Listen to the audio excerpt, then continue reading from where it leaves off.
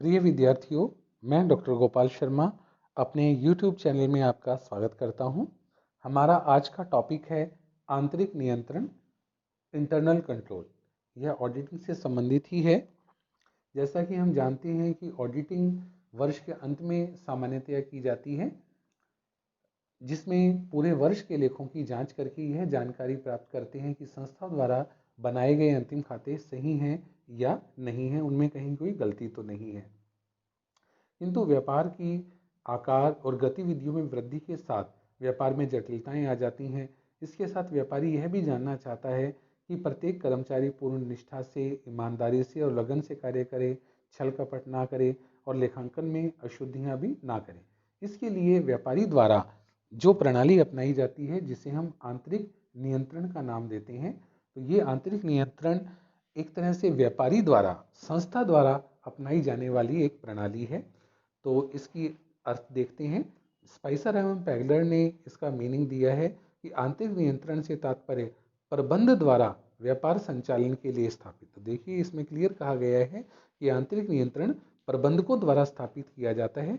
इसलिए स्थापित करते हैं कि वित्तीय एवं सभी प्रकार के नियंत्रणों की पूरी प्रणाली है, जिसमें 3 भाग दिए गए हैं: आंतरिक निरीक्षण, आंतरिक अंकेक्षण एवं नियंत्रण के अन्य सभी स्वरूप सम्मिलित हैं। अर्थात ये क्लियर है कि आंतरिक नियंत्रण संस्था द्वारा अपनाई जाने वाली प्रणाली है। WW विग ने कहा था कि आंतरिक नियंत्रण में वे सभी उपाय आते हैं जिसके द्वारा व्यवसाय के प्रत्येक पहलू को नियंत्रित किया जाता है। अर्थात यह नियंत्रण संस्था द्वारा ही स्थापित किया जाता है।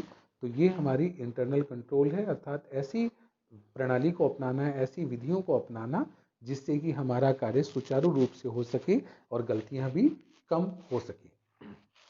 तो इस परिभाषाओं के आधार पर हम आंतरिक नियंत्रण के कुछ उद्देश्य देख सकते हैं।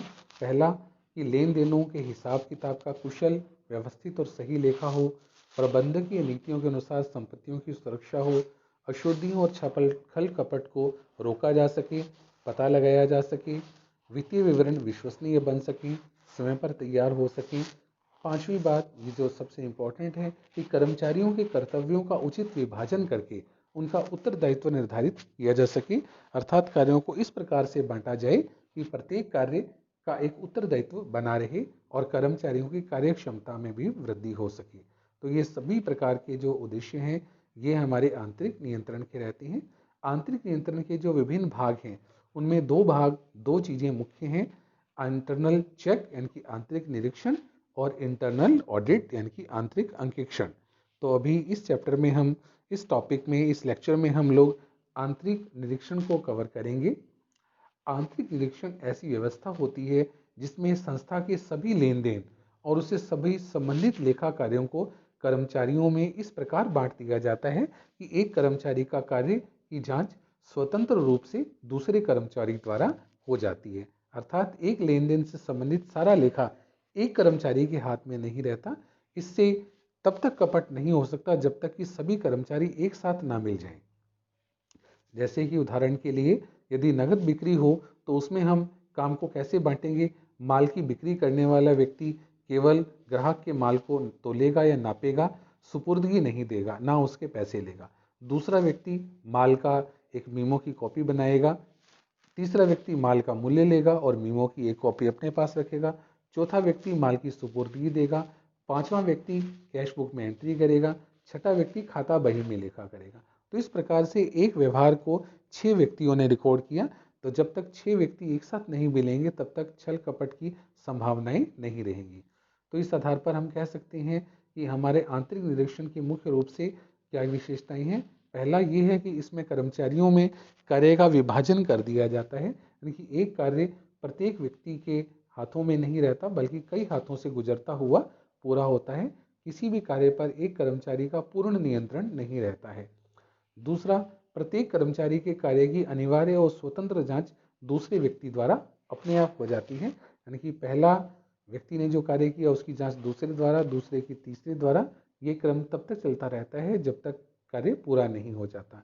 इसमें अशुद्धियों की संभावनाएं कम हो जाती है, क्योंकि यदि एक व्यक्ति द्वारा अशुद्धि की भी जाती है अनजाने में, तो दूसरे व्यक्ति द्वारा उसे पकड़ लिया जाएगा और उसे ठीक कर दिया जाएगा।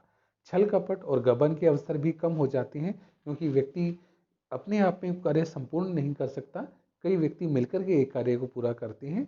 या तो सभी व्यक्ति आपस में एकजुट हो जाएं तब तो गलती हो सकती है, अदरवाइज छल कपट की संभावनाएं कम हो जाती हैं। उत्तरदायित्व का निर्धारण भी हो जाता है, क्योंकि कार्य का विभाजन करके हम प्रत्येक कार्य को निश्चित कर सकते हैं कि कौन सा कार्य कौन व्यक्ति कर रहा है, जिससे हमें उत्तरदायित्व का भी पता लग जाता है कि किस व्यक्ति ने क्या कार्य किया है। ये हमारे आंतरिक निरीक्षण की मुख्य विशेषताएं थी।